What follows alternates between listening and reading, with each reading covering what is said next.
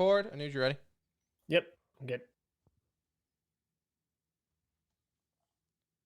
Welcome, everyone, to episode 234 of The Center Ring, and this is going to be the best episode ever because we are reviewing or going over episodes or part 5 through 9 of the Smash Brothers. We covered the first half last week, so hopefully you did your homework and finished up. So we get to talk about that incredible documentary. We have everyone's favorite original named segment, ValoRANT, what turned out, or what was going to be a throwaway ValoRANT patch note segment, turned into a hot and spicy ValoRANT discussion. RIP Overwatch League. And, of course, e-news. But first, the Center Ring is presented by Alt. And if you don't know what Alt is yet, then you haven't been listening to the #1 esports podcast. Alt is your best, most favorite esports attire out there. They make our clothes, which you can go into the collaboration section and get yourself a clean-looking 101 Burglars hoodie. Anuj is wearing their Overwatch League baseball jersey right now, which might be like a nostalgia. That might be like a historical piece here. Collector's item. Yeah, that's going to be a pretty nice collector's item here in a little bit. And what else? They have a nice cat shirt I have. We have Kevin on the show today. Kevin, if you want to unmute yourself, do you have an Alt shirt? I do not have an Alt shirt, but I think I'm going to get a... This is why your wife doesn't respect you. That's right. I got to get a baby Alt shirt, and now I can get the newborn hooked up at some point. There you go. So, Kevin, get an Alt shirt. Your wife will respect you. You will be able to knock her up again. Guaranteed. That's how that works. And you can all do that at altesports.com or at Ultimate on Twitter. Go ahead and follow them. Do it right now. Hey, this is Mango. You're listening to TSR. TCR. TCR? TCR. The Center Ring. That's what I said. I did say TCR. Okay, so let's start.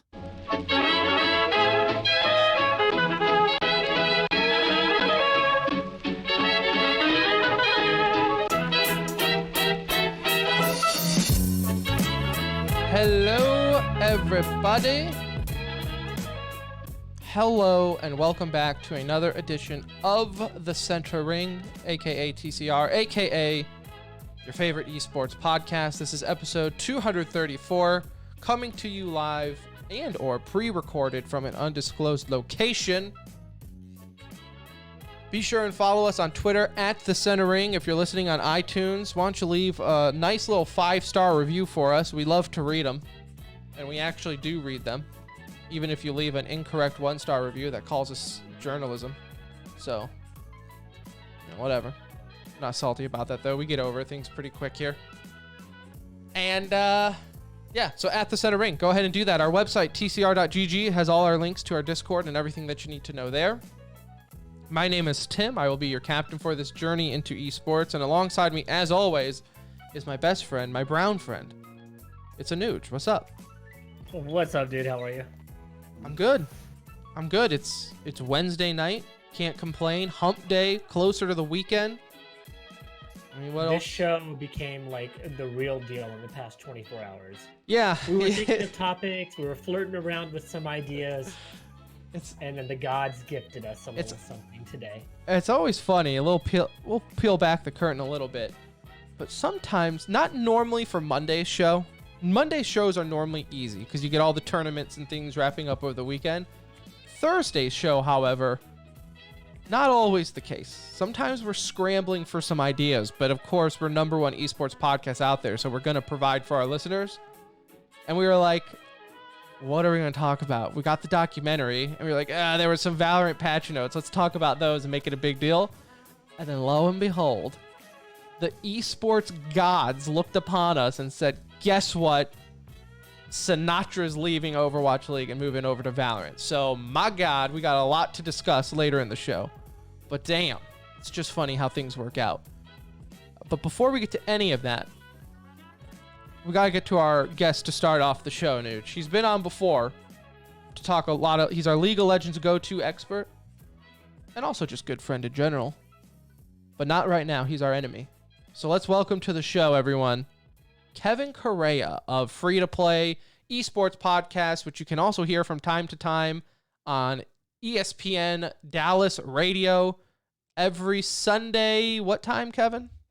That is 10 a.m. to 11 a.m. every Sunday.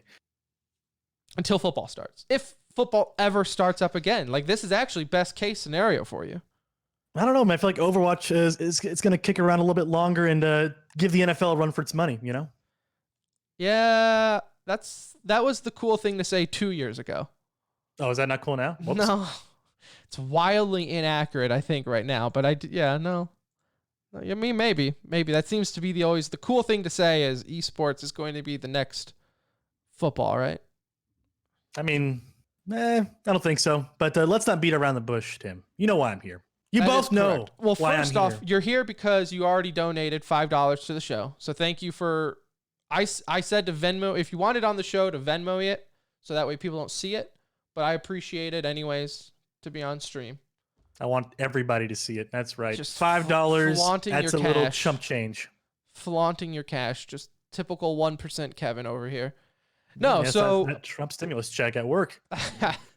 you are on the show because you issued out a challenge on your very own esports show to us live on air to probably like 1 million people, right? That's how much. That's I'm how many. assuming so. You know, probably 8 million easily. people in DFW, so I'm going to say 1 million people. Easy. So Look, you know what, Kevin? I just want to throw this out there. I'm going to say it early. I just want Talk to to get me. it off my chest. We're going to whoop your ass. Oh, I want you to okay. know that.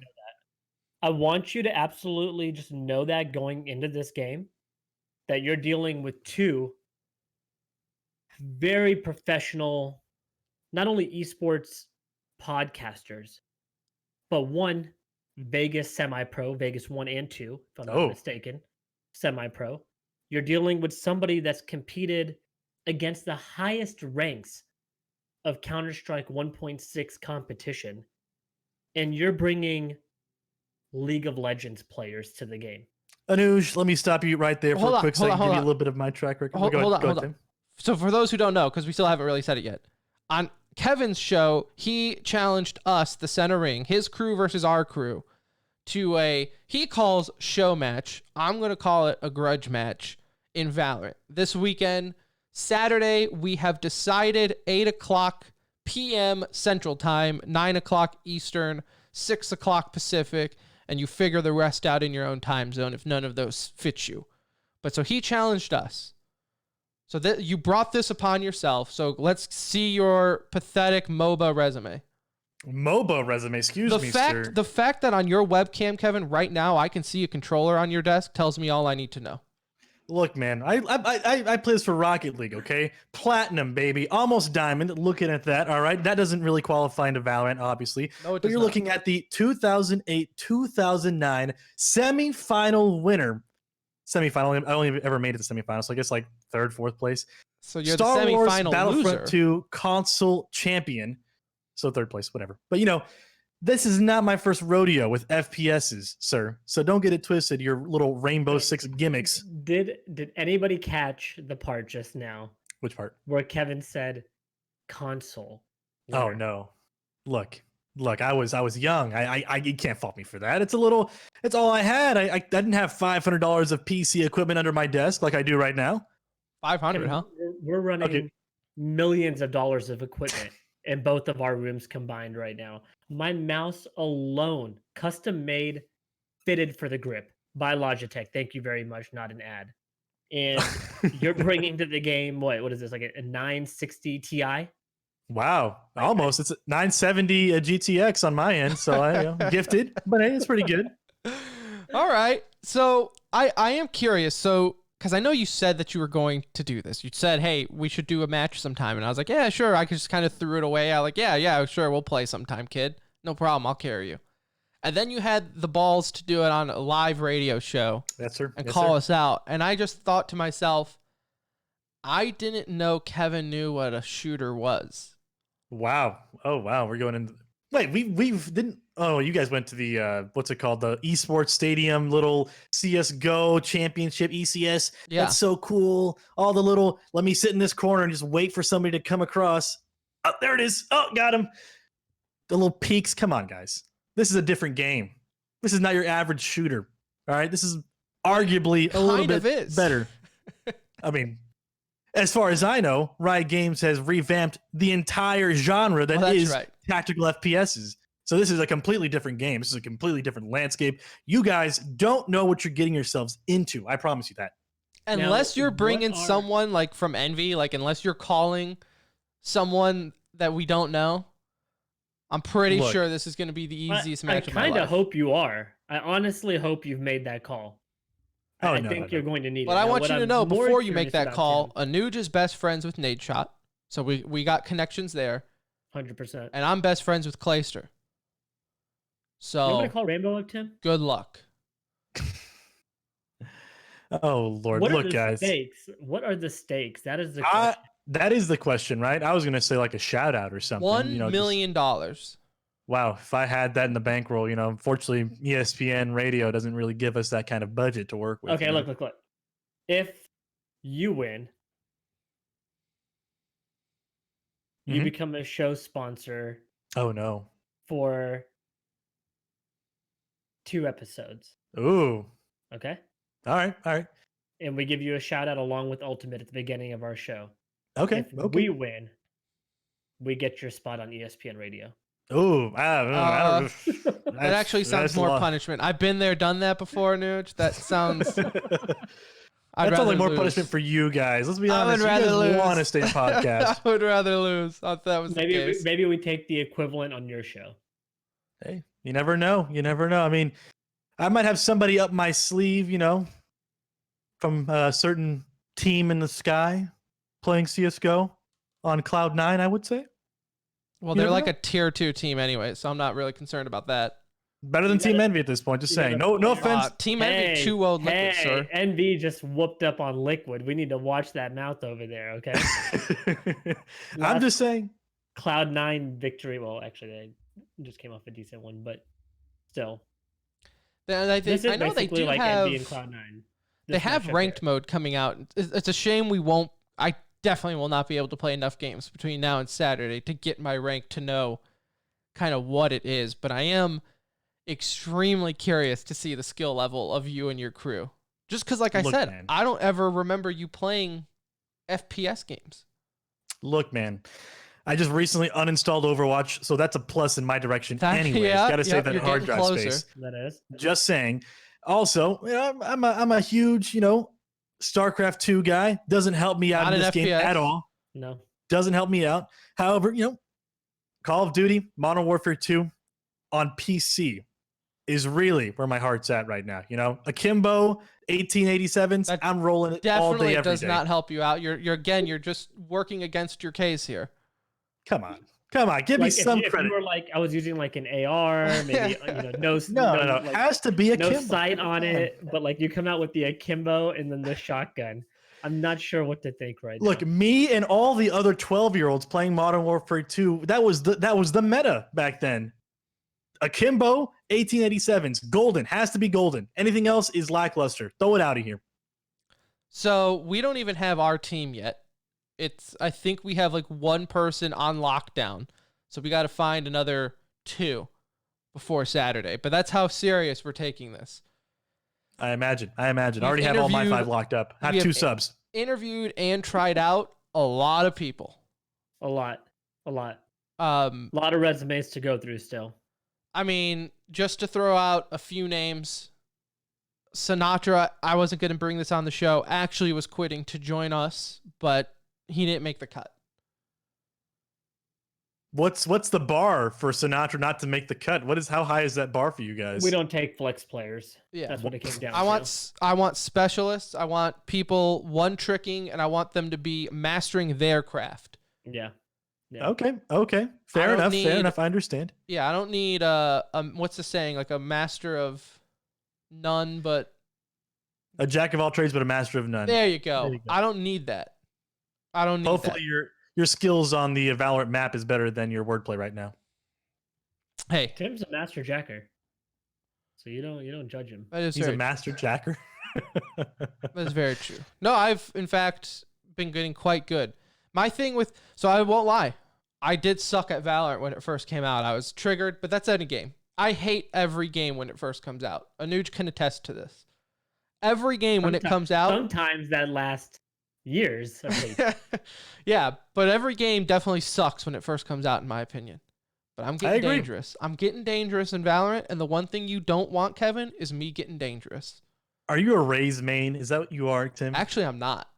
Oh, okay. Anuj then. That's the assumption I'm making. Not at all. We Not do Oh, have a you guys are member both of our lying to me. group that is a listener, and he does main raise, and we definitely give him shit for it, but that doesn't stop him. and Okay. he's good with him. So So that helps. 100% shameless in his raise play, but So the way we're doing this, guys, is gonna be a best of 5. We are, guys. I want to throw this out there for any of the listeners that are out there that maybe either are interested themselves or have a friend. We are looking for somebody to cast this. Ideally, we have somebody with no experience whatsoever, never done this before. Something fun for them. You could do it with a friend.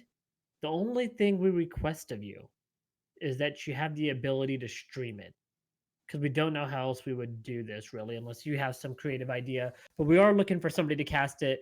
It will be a BO5. Don't worry, we'll get you out early. We'll probably have you out in 3 games. But Oof. only reason Okay. it's a best of 5 is because originally it was a best of 3, and in my head I was like, I need to book this in for the night to make it worth it, and a 2-0 is just too quick. it'll be too fast. It'll be too fast. And so we wanted to give you all like a reason to go back, and we didn't want this to be like, what was it, the Boston game? Yeah, the The Boston, Overwatch League? Miami, or Florida Yeah. Mayhem, not Miami, Florida. sorry, but Like 24 minutes for like a BO5 or whatever it was. So we're Hey, man. trying to avoid that situation here. Look, I'm just saying, any amateur casters, feel free to sit on Anuj's casting couch and get that worked out. Like- all right. literally, if you're thinking to yourself, I've always wanted to try casting, but I think I would suck at it, you're the person we're looking for. Yeah, 100%. You can say like, I was in my basement, kind of trying to cast CS:GO. Perfect. Put a can resume use up it. there. Yeah. Use this in your profile. You can do whatever you want with it. It'll just be something fun. This is going to be Saturday, 8 p.m. Central. It's going to be free to play versus TSR. And yeah, I mean, it's just going to be fun, guys. Like I'm excited for this opportunity to embarrass somebody. Like I've Oh, been wow. looking forward to that for a long time. It's been a while. Usually I got to do it to my friends. It's going to be nice to take the anger out on somebody else. This reminds me of you guys remember the old game battles days? You just could hook up with somebody on Oh, PC yeah. or console, Yeah. and you just Oh yeah. talk trash on like PSN network or whatever it's called, or send messages on Steam, or that's what this reminds me of, except it's to like another degree. You Yeah. keep on referencing console, and it makes me nervous for you. I every know it does. I know it does. Because you know Every what? time you do it, Secretly, it's making me secretly, nervous. this is the secret weapon I have for Valorant right here. This controller. PS4, it'll connect via Bluetooth. Zero latency though, I promise you. It'll hook up to Valorant. I don't think you're and kidding. you'll see it. No. Do you really use Uh, that to play PC shooters? No, for the occasional shooter. I'm not gonna play for like CS:GO. I can't do that. No. Valorant though has been pretty decent. You know, you can do Wait, are you Overwatch. seriously playing with freaking controller on Valorant? I'm considering it. Have you done it? I've done it once. Yes. Are you doing it on Saturday?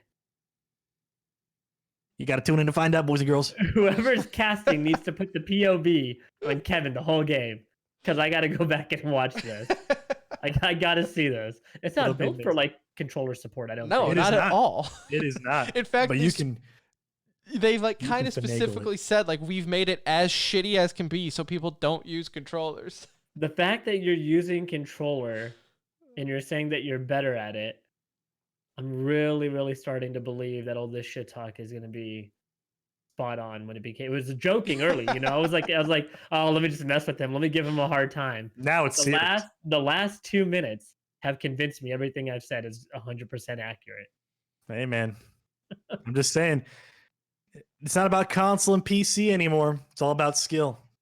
And I got the skills right here. Okay. Right here. Okay. All right. Is that even what's a scuff controller?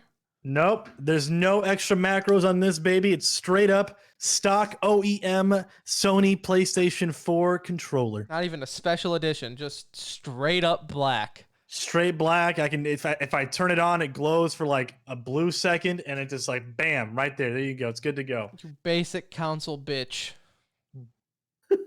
Big words there. Okay, first off, Kevin, I don't think we've ever actually played a game together. I don't think we have. Yeah, no, Maybe I played a game with Brett, and Overwatch that was it. before, maybe an Overwatch game here and there. We're gonna No, be. not even We that. are by far the most toxic team for a friendly ever. Yeah, Perfect. 100%. I want here's my like, goal. Okay, there's after no- every game, we have to do a trash talk room where for 2 minutes we just talk trash back and forth There- between the other sides. There is no social distancing with my nuts hit your face. Jesus If Christ. your best chance of winning is to take an early lead on us, because we will turn on each other so fast. Yeah. You've never seen anything like I it. imagine. That's true. The good news is for you guys is we suck at pistol rounds, so it's gonna be like an immediate 1-0 in your favor, and we're just gonna be like, is the Bucky a good weapon? Yes. Everybody buy Buckies. All right. Well, we'll figure it out. We'll figure the details as far as like what maps and how we pick them and who's starting offense and defense. Well, that's for Saturday. That's for future us problems. Right Yeah. now, we just know it's Saturday at 8 p.m. Central Time. So Everybody better tune in. Just saying, perfect. it's gonna be a bloodbath. I know we'll stream it on our channel, twitch.tv/the center ring. It's either going I'll to be stream it. my POV or Anuja's POV, or maybe that's just where we'll cast it. Maybe whoever's casting it, if we don't think you're a weirdo that's going to like just completely destroy our channel, you might even be able to cast on our channel. We'll see. There might be a There way you to go. get you to do it and not actually have to like log in or something. I don't know. Well, that's again, we're winging it. We're winging this We thing, are. which just gives you the message that if you do want to cast it, you don't have to be good. In fact, it might be better if you suck. All right, I got an idea now. If you guys lose and I win, you have to play 10 placement matches in League of Legends. That is your punishment. Damn, that is a good one. That's a good one. That's a good one. Okay, right, You got to then- stream all 10. Man, that's brutal. That's like a couple hours of playtime. That's like an hour, like probably 5 hours I on would Saturday, 5 rather, hours on like Sunday. donate $100 to a charity of your choice. Well, Okay, yeah, hold on. no, We need that's to not think a of terrible something one. equally. We need to think of something equally shitty for you. Oh God, Do you play Counter Strike at all? I've played like a few. I've ranked like what's the ranks now? Staff sergeant or something is what I when I played. It was like the ranking system is weird. It's But never I'm been not that very Kevin. high. It's never been staff sergeant. Has it not? Then I have no idea. Is League your favorite game? Just out of curiosity, Kevin. No, not my favorite game. I've been playing Rocket like crap out of Rocket Is it League. your favorite MOBA? Yeah, I would say so. Is there even a close second? No, I played. What was that DC Comics MOBA trash thing Yeah. whatever it was. I forget what it was called, but I know what you're talking about. Maybe we make it like brutal for him and make him do like 10 of Dota. Oh Take him out dang! of his- Please don't. Take him out of his comfort zone. We'll just Okay, have so we'll make you queue up as DPS in Overwatch. how dare you get that nonsense out? I'll be stuck in that queue forever. We'll get 10 placement games done in the league before you're done. So, all right, It'll be Kevin. fun. We're looking worst. forward to it, man. Well, we'll let you go. First off, before I let you go, last thing, congratulations on baby. You have announced that you are Yes. expecting. Have you figured out who's the mother? Oh wow, no, it's stuck between like this old girlfriend in high school and this new girlfriend in college. I'm just like, whoa, It's exciting. it's a Maury episode all over again. But yeah, I look forward to beating your asses on Saturday.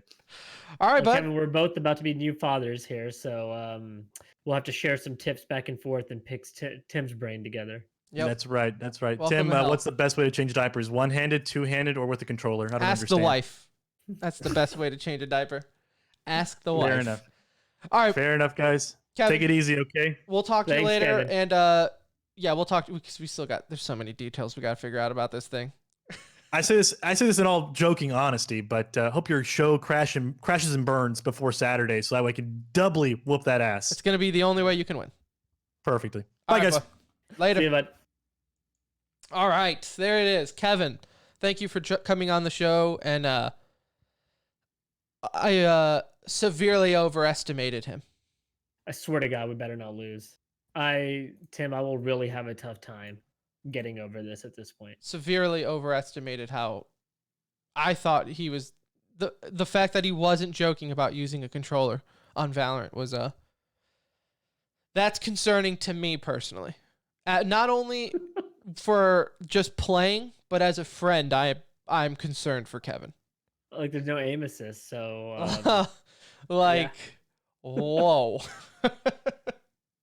that makes it even worse. That's like, that could be a tactic on his part to put more pressure on us that we have to win. Yeah, like he is going to have to get someone from Cloud9 to stand a chance at this point. So, anyways, that is Saturday. I already forgot the time. 8 o'clock our time? 8 o'clock. 8 o'clock Central. I definitely need to put in my calendar so I don't forget. But be there. We'll be streaming it one way or the other on our Twitch, whether it be from Anuja's point of view, my point of view, or just the caster's point of view. We'll figure it out. All right, so let's get into some actual Valorant talk, Anuj, because we have a lot to get to now. Again, I wasn't kidding. This was just going to be a throwaway segment just to go over some patch notes and things. But damn. I mean, the patch notes are irrelevant now. Yeah. I mean, this is like a bombshell. And what Tim's referring to is your Overwatch League MVP, Finals MVP. And was he the World Cup MVP, Tim? If he wasn't, we'll give it to him. The World Cup remember. MVP, Sinatra from the San Francisco Shock, has decided to quit and retire from Overwatch League to move to Valorant and join Sentinels of all things. I mean, he is like full on switched over, and I mean, it's effective immediately, is it not, Tim? Yeah, no. So this is the interesting thing here. So this literally started yesterday afternoon when Jacob Wolf tweeted out saying that, per sources, there's a rumor that Sinatra's planning on retiring and then will be joining Sentinels for Valorant. And that's how it started, was a rumor. And then out of nowhere, it was announced from the Shock that he's off the team and they wish him the best of luck in his future endeavors. Mind blowing. Within the hour of that news breaking from Jacob Wolf on ESPN, it was then announced that he is leaving the team. And then later that night, or maybe today, I don't remember, Sentinels tweeted out their roster, or at least 4 of the guys. I mean... And a twit long happened in between there. Like, what happened? It was so fast. I mean, it was obvious that it was meant to be announced in the near future, right? So based on how yesterday turned out, the rumor mill must have started. So let me ask you this. Tweets it out. Do you think that, or do you think the leak expedited how quickly it moved? Yeah, it did. That's what I'm saying. So I think the news was going to break very soon. Maybe not yesterday, but in the coming days, this news was about to break. It was going to happen before the remainder of the Overwatch season finished. It's not like I do not think the plan was, at the end of this year, I'm going to retire and then move over to Valorant. But hey, they released a rumor, so let's just do it now and make it happen, right? And now Sentinels, get on board. We have to quickly launch, make an announcement for the team. I don't think that's how it played out. I think Jacob Wolf tweeted it out. It was going to happen within 48 hours, most likely. This expedited that process, and it was a whirlwind yesterday. I mean, that's a lot to take in from an Overwatch fan's perspective. People looking at it from other games, right? It's just a really big move. We've talked about so many people moving over, right? We talked about a lot of these tier 2 Counter-Strike pros. This is by far the Overwatch biggest player to move over. This is an envy. I mean, this is the equivalent of Simple or Nico or somebody at that level swapping over and coming to Valorant right now. The only difference is I kind of understand where he's coming from. To where if a Simple did this, I'd be like, you're out of your damn mind. What are you doing? You know? Now, we have talked specifically saying, do we think Sinatra would leave? And both of us said, there's no way. There's no way Sinatra's leaving Overwatch League to go join Valorant. But that wasn't because at least for me, it was never because that's what he wanted, right? It was just because the team and the league would do everything in their power to make sure that this guy doesn't leave. I mean, when there was a chance, if they had to pick someone to send off to the Tonight Show to talk about Overwatch League, he was that guy. Once Jake decided to leave and, wasn't really relevant anymore, he was the guy that they would send off. He was the face of the franchise, like you said, or the franchise and the league. I can't believe it happened in the middle of the season. That's the only disappointing part, is that it did happen in the middle of the season. Yeah. I do wish you would have played out the year and finished the year off with this team, because this does leave. Obviously, they're still going to be a very good team. They have very capable players. But it is quitting on your team. It's ultimately. Of course, like articles want to say he retired. He didn't retire. He quit. He quit on Yeah. the team. He quit on Overwatch. Now, do I blame him? Look, I guess you have to get yours when it's time to get yours, right? Like, if you feel like ValoRANT is the best move for you and that's where the money's going to be, then who am I to say you shouldn't do that? But No. I'm also going to say, if I have to make a list, or if I have to make a pros and cons list of your personality or whatever, this falls on the con side to me. That you did leave a team of friends, one that you knew that you were the face of the team, like definitely a staple, a pillar in that team, if not like the entire linchpin. So the fact that you just left in the middle of the season, that does say something, I would think. Like, at the end of the day, it's a huge risk for him, right? Like, if anything, he was very comfortable at Overwatch. He was not going anywhere, right? Like, he was still one of the best players, and that really wasn't probably going to change anytime soon. So the risk is huge for him, because the chances of him, look, anybody that's being signed right now as a Valorant pro, if you are not coming from a CS background, I'm going to have a hard time believing you're going to be one of the best players right off of the bat. It's not to say Sinatra doesn't have the capability or the ability to be one of the best, but I still find it very unlikely that he becomes a top tier player in Valorant. He will be, because of he's on a team, and he's on a team with good players, so they're Right. going to be good. But in the sense of, like, is he really going to be a dominant Valorant player? There's so much there to figure out before you could, like, say that he would be. You also kind of have to remember what made him a dominant Overwatch player. He was crazy smart. He was crazy skillful, but it wasn't like he was skillful in just popping heads, He was skillful in the sake of that he was his game sense is second to none, and he was versatile in his hero pool. He could go play anyone.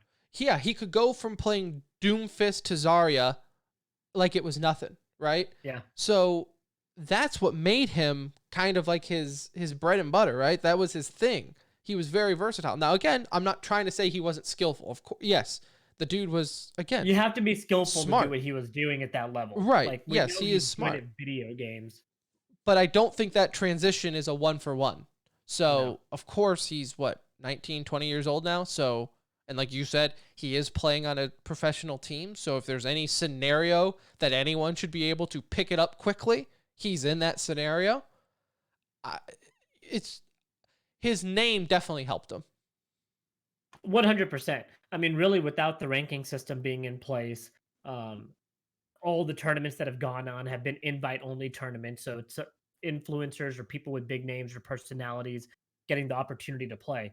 Trust me, there's going to be a lot of surprises. The ranks will come out. You'll see a bunch of, however they do the ValoRANT set. If you were the top rank, is that a top 500 or top 1,000? You'll see a lot of people come out of that pool play area, just like you saw with Fortnite. Fortnite was like a lot of the big streamers were the best players, the Myth, the Ninja, the Cypher, the Nick Mercs. Like, these guys were your best players. And then you started seeing, like, oh shit, there's like all this crazy talent everywhere across the game. And now those are literally your best players in Overwatch, including a player like Bugha, who plays for Sentinels now. And so I think that's one of those things where we're going to see all these teams being built of people with big names right now. when I think potentially the best player in Valorant is somebody we just have no idea who it is. Like it's just a no Yeah. name somebody. I think right that's a now. very solid point that you just made, because especially when you look at some of these orgs that are getting in, like Sentinels, the only reason anyone knows that name is because of Booga. I will take that to my grave. The teams that they have right now, according to their websites, is Fortnite, Hearthstone, and Apex Legends.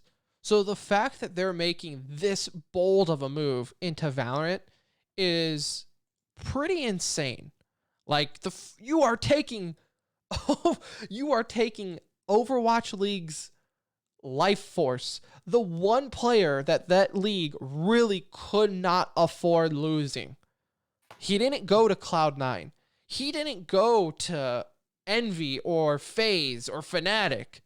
He didn't go to some of these T1 is obviously a team that's building. He didn't go to one of these orgs.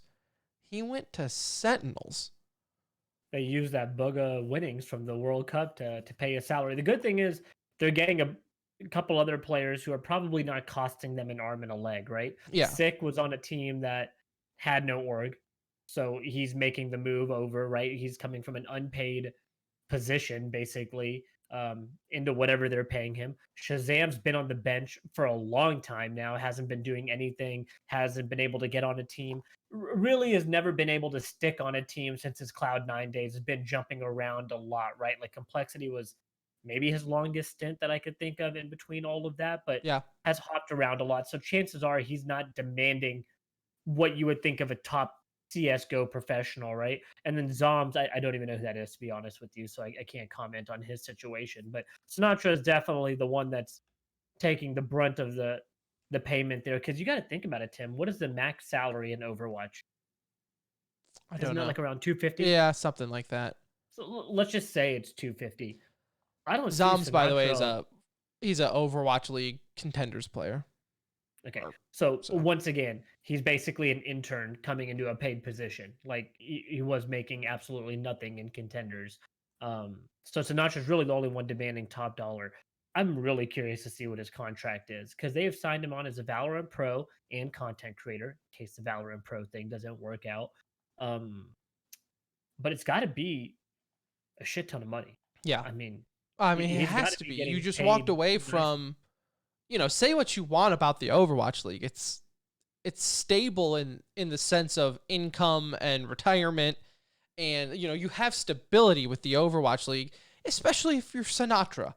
Now, of course, if you're a bench rider and stuff, sure, maybe your spot on the team isn't stable. But Sinatra, I'm telling you, if he would have went to the league office and said, "Hey, I'm thinking about moving over to Valorant," I highly doubt. I mean, maybe Blizzard is very cocky, right? Maybe Blizzard would have said, "Go for it, bud. We don't need you."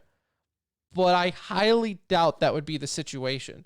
Kai says in Twitch chat, "I thought you guys were 1 and 2." First off, like Anuj said, the best talent has not been discovered. Just gonna leave it at that. And TCR, we are gonna have a Valorant team. We are gonna have a pro team. Haven't really seen anyone that impresses us a whole lot, to be honest with you. So we're just keeping our spots open. Kind of just looking through resumes right now, and it's been tough. I mean, just the Hundreds- trash hundreds of tapes that you thousands get to from go through. people. It's just, I really don't Yeah, I mean, have interest in looking at Sinatra's film. Tim, I'm pretty curious. Like, I really want your take on this. Like, I want your honest opinion. Okay, I know everybody from Blizzard is listening. Okay, I know every CEO of every esports team is listening, including some of those who own Overwatch teams. Where is your level of concern right now with the Overwatch League? I think Sinatra leaving is a landscape changing move for the Overwatch League. I think just with how everything's been going with Corona and how the league has had to been split up, I think the fact that even before Corona, we heard a lot of rumors that the travel and things it just wasn't agreeing with the players and the lifestyle and the toll that it takes, because people compare them to professional athletes and like, well, if a hockey player can fly around 7 days a week, so should a esports athlete. The difference is that traditional sports, those players have a player union that actually does something and have built in rest time and days and like rules to say you can only practice for this long, right? Esports doesn't have that, and the players will work and practice 18 hours a day and then go fly and get no sleep or whatever. But I digress. I think what we saw in Overwatch League, the idea that was pitched to everyone, is dead. I think it's dead. I don't think we've learned that how rare a game like Counter-Strike or League of Legends, Dota, those games that stand the test of time, those are so far and few and rare. I mean, Counter-Strike has been around for 20 years, Anuj. We're just now hearing players say that it's getting stale, and that's just because of ValoRANT's coming out. If ValoRANT wasn't coming out, those players would still be playing Counter-Strike. We're 100%. we're still seeing the same guys who played in 1.6 play Counter-Strike, and on top of that, new faces like Stewie and Zywoo, right? We're still getting young rookies coming in and wowing people in Counter-Strike. You're not getting that with Overwatch. You're not. The game, whether it be because Blizzard mismanaged it or whatever, right? The game just isn't like that anymore. I do think you're going to have an Overwatch League. Something will be there that's called the Overwatch League. But I think the format and how it's played and how it's looked at I think they're going to have to pull the ripcord on what they're doing now and maybe go over to this tournament format to make it more meaningful and everything there. The vision of sold out stadiums, arenas. I'm not talking like the esports stadium in Arlington, but like people are talking 13,000 seat arenas, right? That vision to me is gone. Yeah, I mean, so I think there's a couple of things that Overwatch needs to do. I agree with the majority of what you're saying. I do think Overwatch 2 needs to come out next year. I think that just needs to happen. I think the game needs a facelift. Needs to draw some interest. I do think the league will be a shell of what we thought it would be. So I definitely agree with you there that they're going to have to find a way to make it interesting. The problem is it feels boring and it feels stale. The gameplay is not overly exciting for an average viewer or a casual player, right? Like the people that understand the game, well, they love the way it's played. They understand what's happening, but it's still not. From day one, we've said it's not a viewer, spectator-friendly sport. It's just not. In fact, ValoRANT is going to struggle with that a little bit too, I believe, in terms of being really spectator-friendly. Overwatch takes that to the next level, though, right? Like ValoRANT is that hybrid between the two. Overwatch, to me, is a very difficult sport from a viewing standpoint. I think Overwatch 2 needs to drop. They need to revamp their format. Definitely don't need to be adding teams at this point unless you go to a League of Legends style format where you do a North American league and you do your Asian, if you want to call it a Korean league or Asian league, whatever you would want to call it, but maybe separate it into two separate leagues that are just running simultaneously and bring them all in for a tournament at the end of the year, right? Like similar to the TI and things like that. But I think they're going to have to go through some major changes because Sinatra leaving means more than just a big name leaving. It's showing that people are actually fed up, right? Not just fans, not just talking heads of other sports, but the actual players themselves are getting sick of it. I mean, just And go to that's what I Sinatra's took away tweet. from it. Go to Sinatra's tweet and see how many active Overwatch League players said, good move, or, wish you the best, see you soon. AKM said, hey, congratulations, you made a smart move. Now, first off, you've heard on this show since the beginning that AKM is going to be playing ValoRANT. He might finish out the year for Overwatch, and I think you're going to get a lot of these players that do that. In fact, I don't even know how Sinatra was able to move midway through with a contract and everything. I honestly don't, but clearly it happened. I guess if he's going up to the front office saying, I don't want to play anymore, what are you supposed to do as the front office? Bench him and just let him ride out and burn his contract? Like, that's just as bad. Just cut it loose and everything there.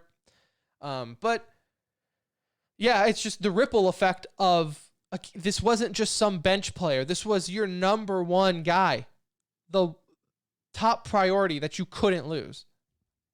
So I go to AKM's Twitter just to see because I know he had made another comment, right after that post, and he goes, sadly, won't be the only player from Overwatch doing that. Valorant is promising. 6 hours later, streaming, playing Valorant.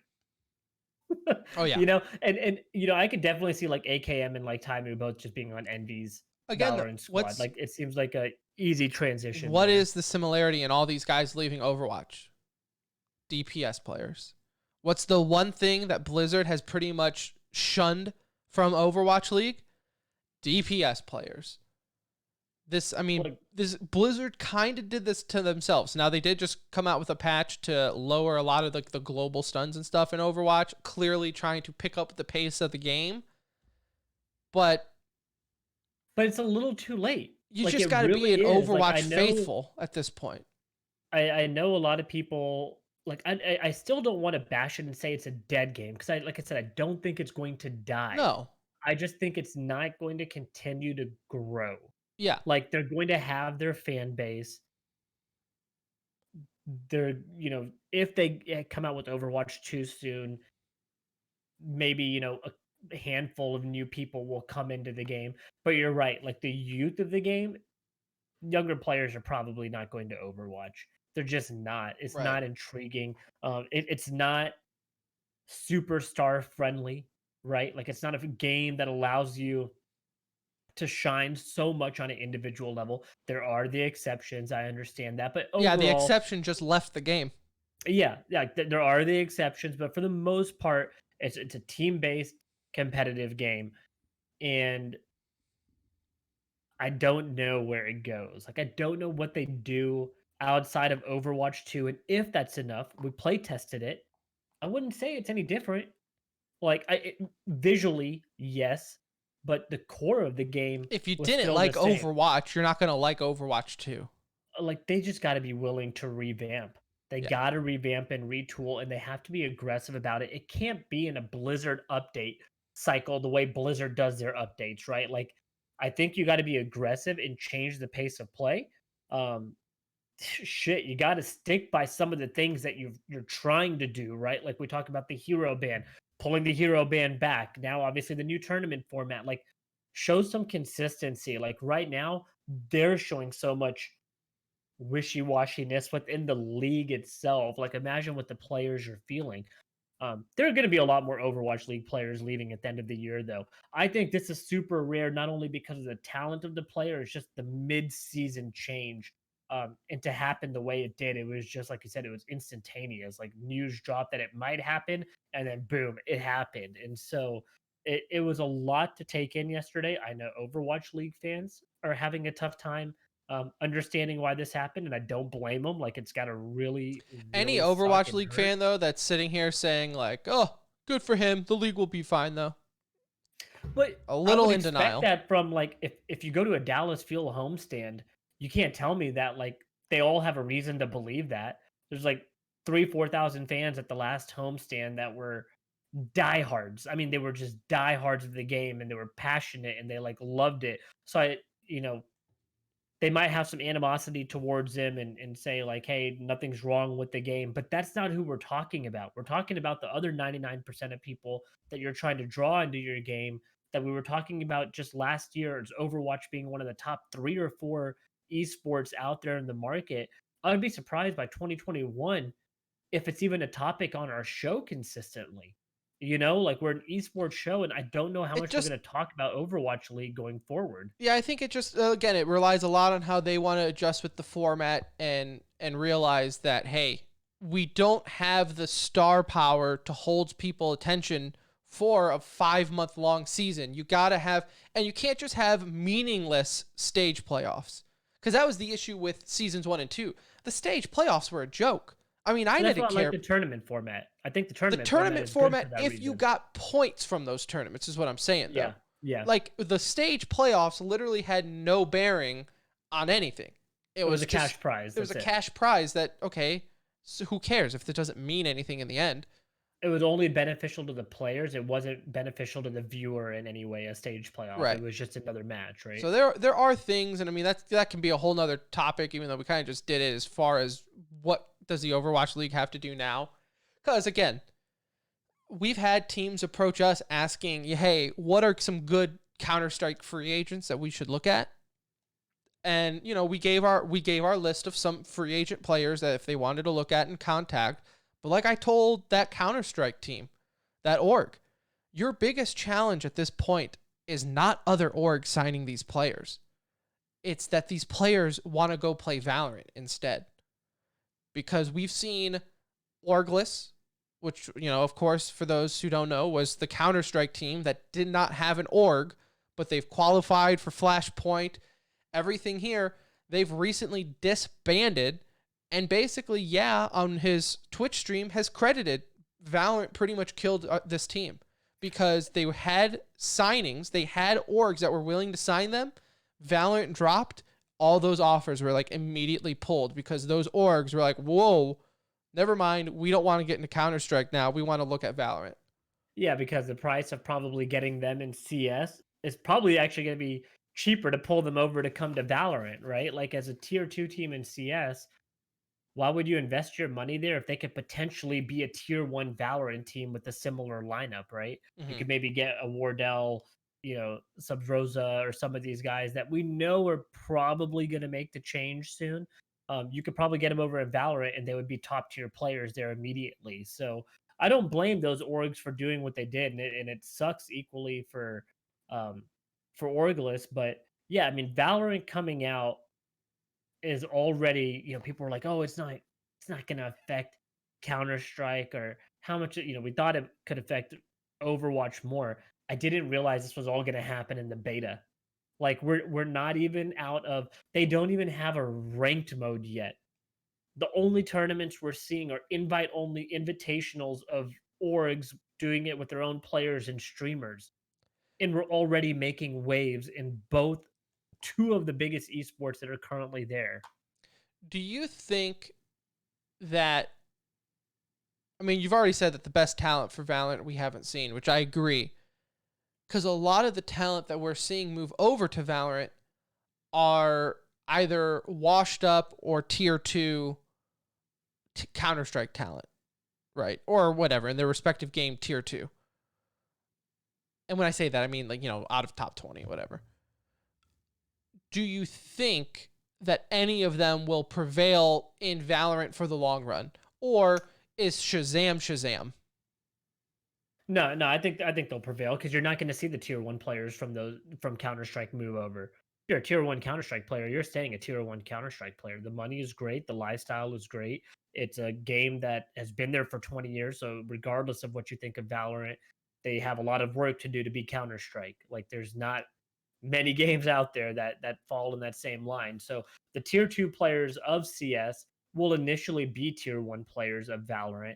Now, you're asking like, hey, 6 months to a year from now, are these the same names that we're calling out? Like name recognition does a lot for you. It takes you a long way. And I think the other thing that's going to help these guys out is they're playing with other experienced professionals. So these guys know how to train. They know how to practice. They have facilities behind them. They have coaches with them. Like they're going to be able to get a lot better at the game than they are right now. So I do think these names will linger around and be some of the best that are out there, but partially just because of they're a product of their environment. Like they're put in a position to where you're getting paid to play and practice this game. I think a year and a half, 2 years from now, we're not going to see these same names because then you're going to see that growth of the younger generation coming in, proving themselves, getting signed to smaller orgs, making a name for themselves there, and then getting poached to these bigger orgs. That takes time. That's a couple year process. That is a game that's showing development and allowing growth. But for the first year and a half, you're going to see a lot of the same names that you recognize, and they'll be there for a while because these contracts are not 1 month, 2 month, 3 month contracts. Chances are they're 6 months plus or so. Especially to pull somebody from another esport, you're not signing a really short term deal unless you're desperate. So yeah, they'll be here for the long term, as in a year plus. But I think 2 years from now, you start to see that next wave, next generation of players come through, and maybe a little less. So other than just huge players being signed and Overwatch League's problems, we did have a little patch today. Rank is now in the game, but it's not open. So they are waiting. People seem to be upset about this. I think people are also forgetting it's a beta. But they said it. They said it in the patch notes that we're putting in ranked mode.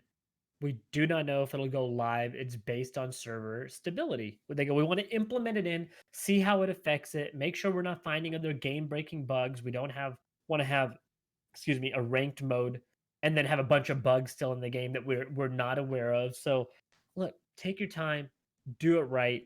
Don't rush this stuff. It's beta. I don't need to rush to get my rank in beta. So calm down, people. It's there though.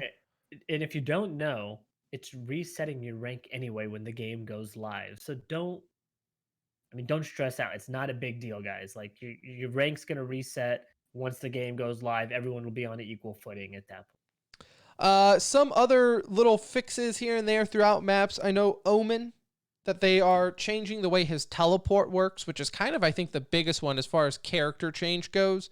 So now when he teleports, he will be immediately vulnerable, meaning you can shoot him in the head as soon as you see him, as opposed to where before, if you saw him, you could shoot him and he might teleport back, or if you timed it right, you could kill him.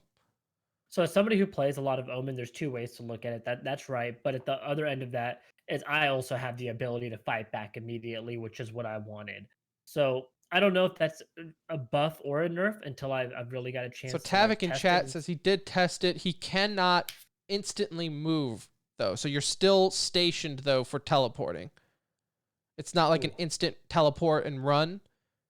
Did they reduce the time, I wonder? Or fight back. So no, it is literally your same old teleport. You know? You make less noise though. You're just able to be killed immediately. Yes. And you make less noise. So like you can't, they lowered the radius on how people can hear. But it's never the noise that's made me turn around to find them. It's the fact that the whole map scrambles and I know this dude is behind me, so I'm gonna go look for him. Jeez, my map is flipping the fuck out. That's kind of a big nerf if that's the case. Then if you're immobile but they can still just kill you right away and you don't go back to your like spawn position if they kill you in that time frame, that kind of sucks. As a non-Omen player, I say good riddance, because I hated that timing bullshit, because I never could get it right and actually kill them in the teleport. So I just messed it up and either sent them back or but that whatever. ability is not an OP ability to me. Like it was just an annoyance, right? To let people know. That I also do think though the idea of it is like you're using the ability to get someplace, not to go immediately behind enemy lines, right? You're just gonna have to be smarter on where you teleport now. Yeah, now it's not gonna be for me. I would not use it to attack from enemy lines. I would use it to rotate sites quickly. Right. Yeah. And that's what I would use it for now. And maybe that's what they wanted it to be. Other changes to characters, they did change. I think this is kind of a big one at least. Sage was able to put her wall up on basically any sort of minor pixel. And then you could get an Omen or a Jet boost onto those and really find some unique off angles or angles that are from 30, 40 feet up in the air that are not supposed to be in the game. They made it to where you can only place that on ground level or boxes now. So you can't do these weird boost up spots that weren't intended. And that was kind of the biggest thing. They also like blocked off a couple of line of sight areas and fixed some angles. So that was good. I think the other key thing is they did change the visuals. So there are several visual changes, not only to character models, but also to color schemes within the game to make things stand out a little bit better than they did. Like the colors of a lot of the boxes are this minute orange, kind of pale color, this orangish flesh color. They're now like a bright, vibrant green. So some changes there. And then observer mode, Tim. Observer mode added to the game, and that'll be something that's constantly being updated and fixed. But that's great that that's already out there for people to test. They probably had to push that out sooner because of the amount of tournaments that are actively going on for this game. Maybe they didn't anticipate that so soon. So did get that out there as well. So there you go. And actually, just a friendly reminder, with those new observer tools, if you want to put them to the test, let us know. Hit us up on Discord or Twitter, because we are having that show match between Kevin this Saturday, and we are looking for casters. So, and it's really just to have a good time, and we figured if someone wants to practice casting, we don't give a shit if you're good or not. So it would just be fun to watch it from another angle is really all that's about. So that's Saturday, 8 p.m. Central again. All right. So I think that's everything for ValoRANT for now. Rank still, they actually just tweeted out, I read it, might be in tomorrow, maybe not. They don't know yet. So they are really just playing it by ear to see. It looks like we're going to up. have it by the weekend, and that's the important thing for me. Yeah. Give it to me by the weekend. Play the game, so if you give it to me by the weekend, I'll be okay. Even if it takes longer, though, that's fine. Do what you got to do, get it right. That's the most important thing is I want to see it implemented properly. Yeah. Like our community night for Friday might turn into ranked night, but other than that, business as usual. All right, so let's get into the last topic for today, though. As we actually finished watching the Smash Brothers documentary. So for those at home who did your homework, great. For those who haven't, go hit pause, watch the last 4 episodes, and then come back and hit play.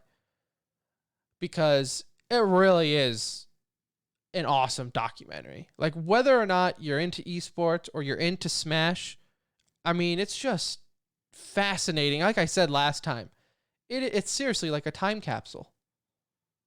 I want us to talk about what we thought about these last 4 episodes and then go over like a final thoughts of the whole thing, right? All right. And so, because I have some like, this changed me a little bit, Tim. Okay, this did something inside, and I have all these emotions now that I didn't know were gonna come out. Like, it made me feel, and I haven't felt in a while. So yeah, I mean, we watched episodes 5 through 9, and just some highlights for me right off the bat. It was great to see them usher in like kind of the next generation of players in these 5 episodes, right? Those first 5 episodes was really first 4. The first 4, I'm sorry, were like really just the growth and how it started, and like obviously those generational players that are part of the iconic group there. But these next 4 or 5 episodes here were really about like the transition, right? What these guys did, what did they build with that, and how did it get bigger from there? And it was great to see. I thought the story of people like PC Chris, I didn't know who that was. So I'm not like a big Smash competitive guy. I love the game. I have fun with the game, but I just did not follow the pro scene. But seeing like PC Chris, Korean DJ, Mewtwo King, Mango, like all these guys that I'm seeing now, I'm starting to recognize some names here, right? As we got towards the end, obviously. But watching the growth of like where it came from and what they were able to do with such limited support, it was so nice to see. It felt so like true. You talk about organic growth. We talk about that with so many esports. And we were really watching it because they did such a beautiful job of documenting it. But you really got to feel like you were part of the growth as it was happening, right? I was getting more excited as these tournaments were getting bigger. The shit talking was coming in more. Like, I was catching myself enjoying it more and more and more as it went on. It is a little crazy to think that we will never see a game develop the way Melee had. No way. Never in a million years will you ever see a game start out as the purest form of a grassroots esport and transform into where Melee did through all the ups and downs. Because, case in point, ValoRANT has had like 1,000 invitationals within 3 weeks of a beta. A closed beta, mind you. Yeah. There is no grassroots when it comes to games nowadays. It's either a professional scene or a bust. Those are your 2 options right now. There is no grassroots to keep the game alive. And this was just so fun to watch how, like you said, the first 4 episodes, you had your original group of guys, right? And then with Ken and his dominance Just- throughout the first 4 yeah. episodes, really. And how like all these new guys kind of trickled in, and I heard this guy was in New York. Oh, I heard this one guy from Florida. Oh, I heard this one guy from California is good. And then you see them pop up at tournaments, and then they just morph into it, and then they become the new crew.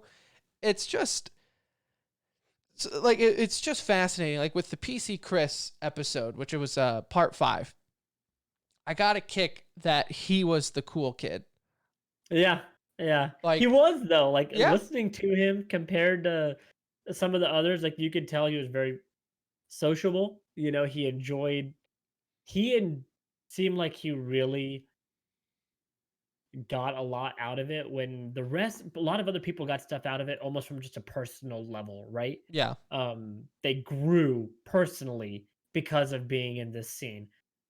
PC Chris seemed like he just loved the life that it provided him, right? Traveling from different locations, spending time with different people, seeing new places. He even mentions it, eating new food and doing all of that. Like he really just enjoyed the lifestyle of it. Where a lot of the other guys that they introduced, it like changed their life. Like it Yeah. really changed them personally. Mewtwo King. This guy, what was that? Tim? What I think it tell was you, episode what I tell 7? you last week, I said I haven't seen it, but wait for the Mewtwo King episode. Because if you thought, I forget his name, was weird, this dude is weird. Oh no, Mewtwo King's on a whole nother level. Like this kid was doing like pixel art at like they said like 6 years old or something. You know, like that's highly. I'm glad unusual. they brought up the autistic spectrum. Yeah, they're like, well, they said they didn't know if he has like I mean, he's any definitely on the spectrum. Asperger's or if there's something. But yes, his personality for I mean, he's a very unique person. Take it from a He's guy very- who worked in special education at one point in time in his life. I have a degree in it, in behavior analysis, but worked, well, you know, long story short, I specialized in autism. That dude's somewhere on the spectrum. But yeah, that being said, it just goes to show how badass the Smash community is, because this guy at first was not liked because obviously he is extremely socially awkward. Extremely. yeah. Even like I've seen him in events before and try to say, you know, oh hey, me too. Nothing. He's just a weird guy. But then the fact that I loved it when Chillin' Dude said, I hated him because he was the exact opposite of PC Chris. PC Chris is the guy that, and we've often said this too, right? If I need to take my non-esports friend and show them someone to make this look more legitimate, I'm going to show him PC Chris, because PC Chris has the girlfriend. He's the skateboarder. He's the cool kid. And that will legitimize this.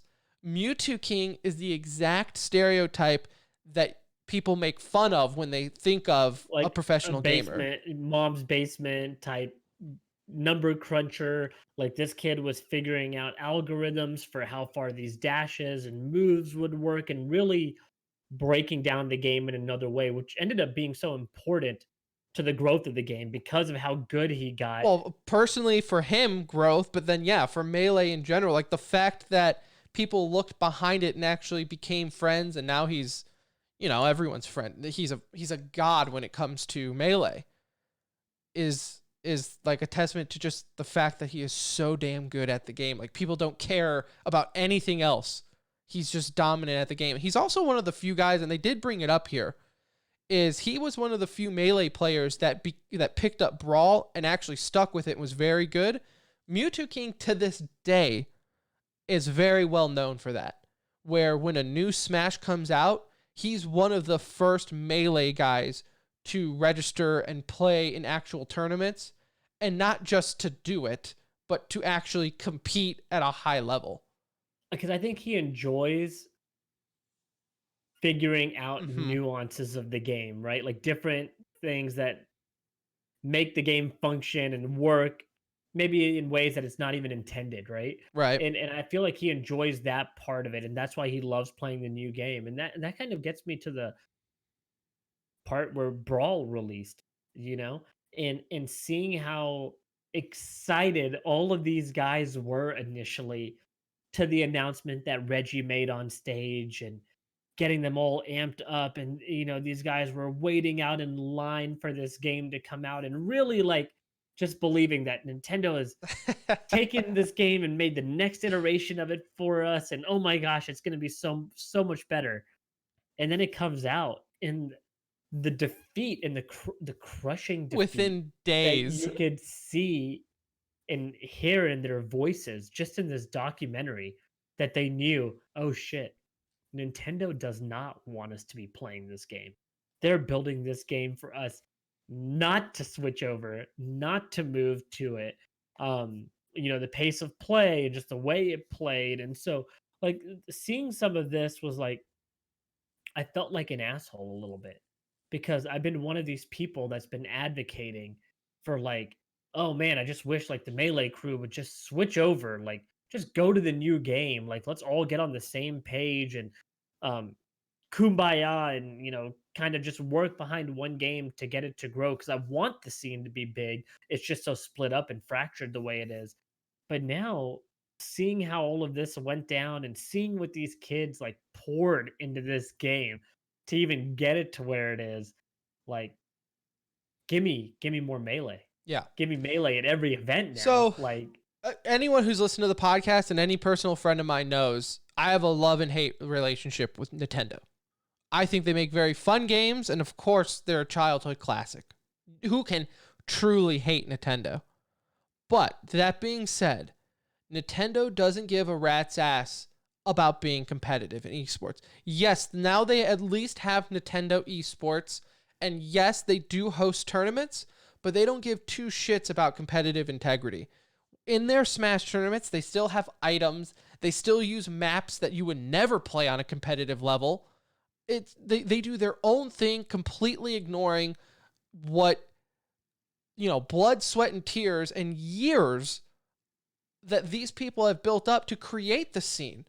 Nintendo, honestly, at this point, Nintendo could come in, maybe not now, but at the time of the documentary, they could have came in, sponsored it all, and taken all the credit. And I don't think any of these guys would have cared, because they were going to have the support from the developers, from Nintendo. But instead, they got a shitty remake of a game that they loved in Brawl, and a slap in the face by the devs saying that we don't want the game to be taken over by a bunch of maniacs. When, a newsflash, Nintendo, the only reason Smash is where it's at today is because of these maniacs.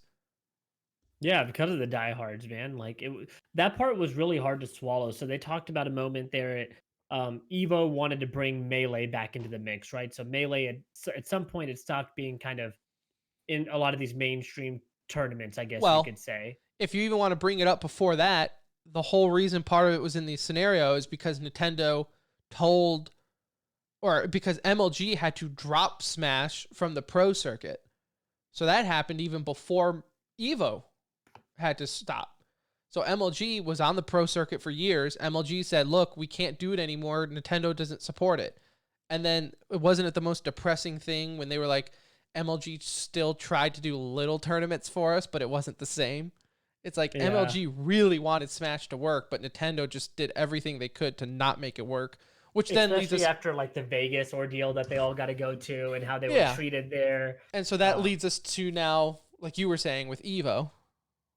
Yeah, so Evo looks like I think it was, what was it, in 2013? Yeah. Tim? Yeah, it was 2013. 2013 wanted to bring an additional game back into the fray, and so they had done this vote of like, hey, vote for your favorite game that you want to see be competed at Evo. And so the votes were like absurdly high for Melee, which was probably just a rabid fan base, but they credited it to possibly being bots. And so, hey, instead of now the votes mattering, why don't we do like a charity event, and whoever raises the most money, your game gets to join. And I think it was like for breast cancer, if I'm not mistaken. And so but Melee scene steps up, gets about 95K in donations, and get to come onto the scene and get to come back and play at Evo. And damn, that was like my favorite part of the whole thing, was to like get to see them, like they all kind of came back for this event. Yeah. You know, like it was all the big names were there for it. Well, so even to this day, Evo 2013 is a huge history marker in Melee's past. In esports, A lot in think. esports, true, but like when you talk about the history of Melee and where it's at today, everyone and anyone will bring up Evo 2013 really kept the game alive. Had it not gone to Evo, who knows where Melee would be at today, because that kind of put it right back on that main stage to where everyone could see it broke records. And, you know, even again, just to bring up the fact that how much Nintendo sucks, told them 3 days before the event, by the way, Evo, we're not going to allow you to stream Melee. And people are like, well, why? Because again, Nintendo does not want Smash being played the way people play it professionally. They did not Didn't that design bother the game you that so way. much when that part came up? 'Cause I didn't know this. Oh, see, I did, and that's why I knew it had. I knew when we started this documentary at what point is it going to come to Nintendo trying to kill it, because I knew that whole history. Yeah, that really bothered me to see that, the way Nintendo handled that, because it was such a prick move on, in my mind. Like, Yeah. why? Why are you even? It's a Okay, petty if you don't move. want to support them, don't support them. But why are you trying to kill them off? And that was like the one thing where I was like, man, Nintendo really doesn't want them to succeed. Not only do they not want to support them, but they want to see them fail. Because right? Nintendo, again, they feel like this is making them look bad. To have these guys competing and acting, quote unquote, ugly towards each other. And the thing that's weird is like it's not just a Western thing. Like the competitive side of Melee is so big in Yeah. Japan, you know, and so it's just Well, just what's also weird is like, what's Nintendo's huge thing? Is getting together and having fun with your friends and family. Well, that's exactly what these guys are doing. Is they're getting together, having fun. You even saw, you know, after one tournament, they all went outside to the field and started playing tag with each other. And it's just, it's crazy. well, to me. you talk about getting together with friends and family. They made all their friends at these events. Like these were Yep. their friends. This was their family for the most part. But for Evo, thankfully the backlash was so bad to the way Nintendo handled that. Within 5 hours or so, it said, you know, they reversed the call and let them stream it. It hit 100K concurrent viewers. For think about that, in 2013, 100K watching Smash. I mean, that is an unbelievable number. That's a big number now. It's a big number. 7 now. years ago was unheard of. It really was. I mean, it was really smashing records, and then the final transition for this whole thing was great, because it really took that twist, bringing Mango and HBox into this scene. Obviously Armada kind of comes in really towards the last episode. They didn't go too far into him, but seeing Mango, no wonder you're such a fan of the dude. You are Mango 2.0. If you were a professional Smash player, you are Mango. You would probably go out there and talk the same amount of shit. The only difference is you wouldn't be drinking. That's it. That is the only difference that I see. And with even how then, if it Mango was that approached the game. DreamHack, maybe. Maybe. At Yeah, least and that's how it would have been. There is, though, is when I do drink, I do go 100%. You do go to Mango's level. Yeah, I do. I take it to Mango's level when I do drink. I didn't That find happens him twice a very lifetime. likable, personally. I caught myself rooting for Xbox or HBox. I'm sorry, Xbox. I caught myself rooting for HBox.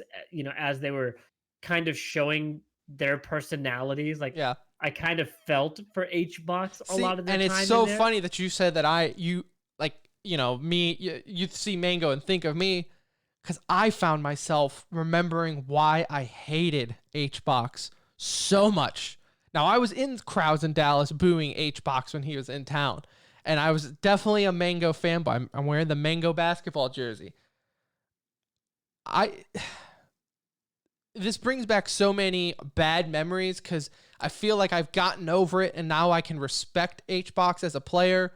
And then watching this documentary brings me right back to he plays like a bitch. Mango started it.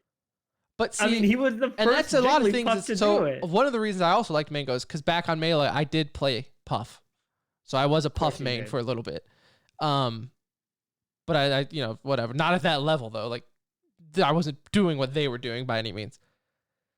But just the fact that, like, I think it goes to show, like, even though HBox now is #1 in the world, obviously at the time this documentary was not just the way they portrayed him, right? It was definitely just part of the rivalry, and he was a top competitor.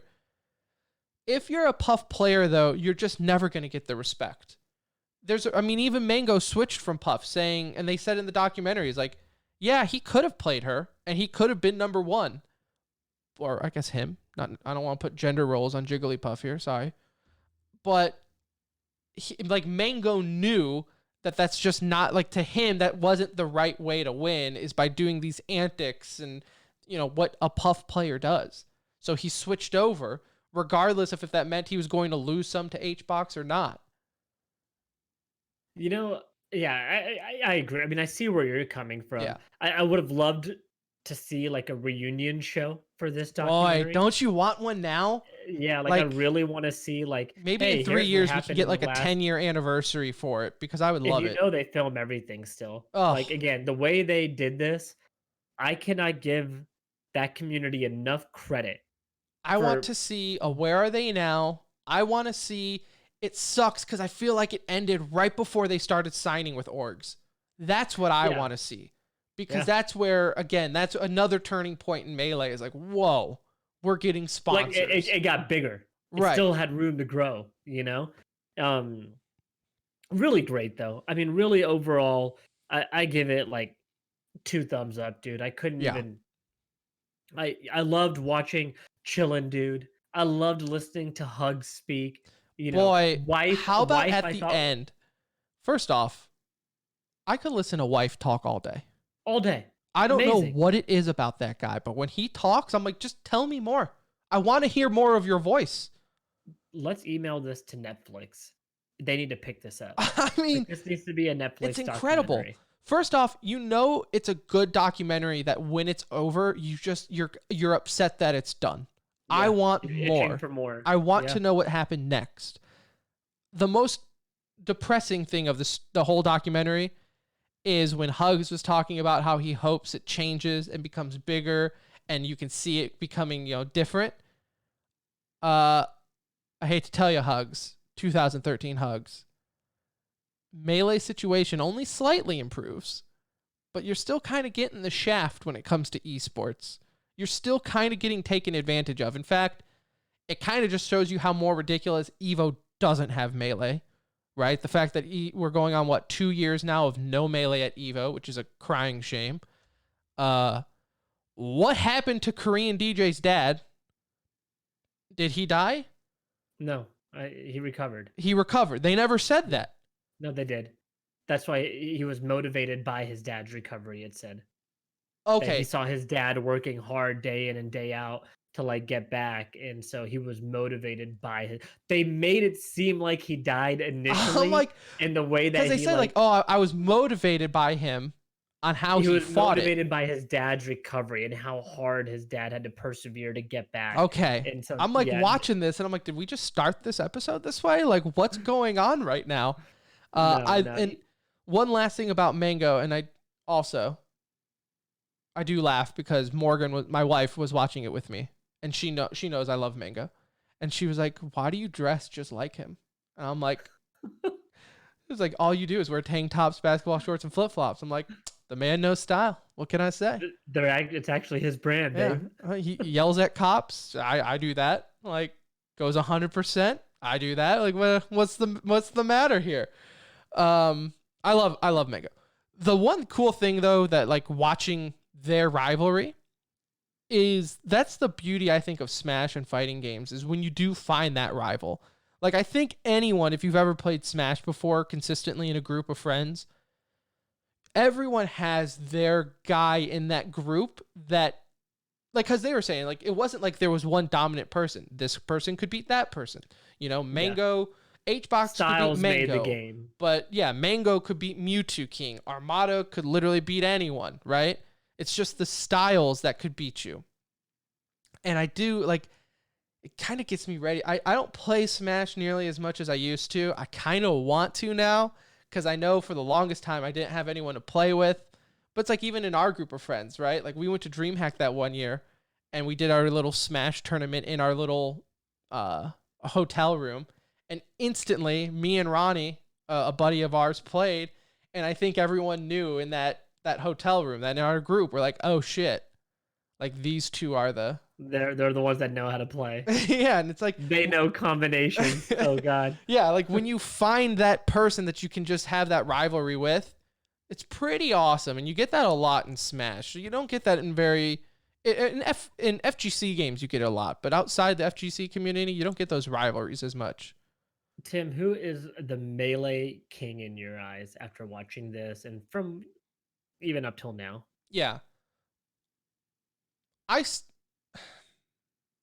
so difficult. It's so difficult because it is very situational on who plays together. Um, We're crowning one on this show today. yeah. Of course.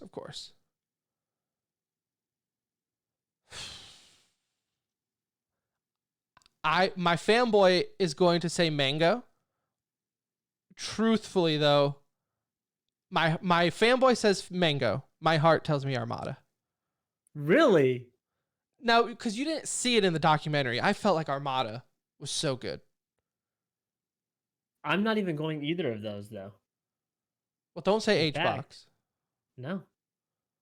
Ken to me was dominant for so long.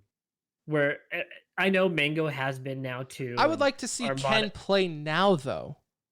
Like, but like get you warmed can't- up, like, get your it's a- skills back, and let's see you play against a pool that actually is deep.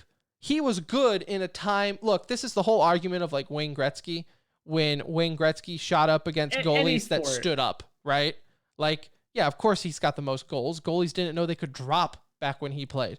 Ken, yeah, of course he's going to dominate when there was only like two other people for him to compete against. Like they even But he said did they for, would like, go a to these 3 tournaments. like 4-year period where the thing is we can see other people that Ken competed against that did well beyond Ken's time, right? Yeah. As in all these guys played. Obviously, Mango and them were like a little bit after, so that's kind of hard. PC Chris was kind of a tweener Yeah. in between getting to play against both of them, and I know PC Chris, had the leg up in some circumstances there, but Ken to me, after watching this, I look at him like the OG man. Like this guy came in, he dominated. He dominated at a time where, like, we see these other guys. One thing I've noticed with a lot of them is they have a tough time handling the pressure, Yeah. the verbal abuse almost that they get. Well, Ken had it worse than anybody because there were no rules. Well, it's funny too because you can kind of tell the newer ones not so much had issues. It's the older because ones, the newer ones are also, for the most part, playing on stages. right? Right. So the people that are yelling at them are coming from an audience. They're elevated on a stage, so they know they're kind of like, you feel better than you anyway, right. right? Like, I'm a big dog on the Yeah, big go ahead and stage. yell at me. I'm center stage Evo. But when Ken was doing what he was doing, he had everybody from the East Coast, including Wes and all those guys from the Bronx, right here, Yeah. yelling in his ear. And if you can't see me, I mean, I'm talking about 1 foot away from Ken's ear, yelling at him throughout the whole match. And they're not even playing. Like, Ken's playing somebody else, and these other dudes are all just yelling at him. And I can understand the toll that it took on him to a certain extent. But to me, I thought it was his story. To me, was really fascinating because he was hated by all, even though there might not have been as many. He was hated by all for such a long period of time, and even when he left, he didn't leave a loser per se. He was like second or third place, or Well, whatever he it was. said like just burnt out, and I do Yeah. think I want all of our younger listeners to go and watch this, just so because we always say like it's so different now. If you're 14 years old now wanting to go pro, it is so different from then when we were, because a lot of these guys like Ken and all these people, a lot of them had to quit, like we've always said, when they were 20 or so, because they're like, I just got to go to college. Like life catches up. And that's what you see a lot of these guys where, the newer ones like Mango and guys who were on the later side of this documentary, they were kind of at the start of the wave of it all, right? But for these guys who started this, very few could could survive it out until like, okay, time But Mango to makes a lot more money streaming than he's even still making with yeah, through yeah, tournaments through of Melee. course, You know? of course, yeah, we all know But that. yeah, they have like so many more opportunities to make money now. Which There is, was a certain, I would say, throughout the entire documentary, if we want to just get over blanket statements now for the documentary. Yeah. First off, how about that 2013 language? Oh yeah. Oh gosh, we can't even talk about it on the show. Look, I Like, we really remember. Look, can't. you know, you became an adult in gaming when you felt uncomfortable saying rape. I remember Yeah. that was all the time. Oh, I raped him, and then I realized one time I said that out loud in public and was like, ooh, that seems say that. icky. Can't say that one out loud.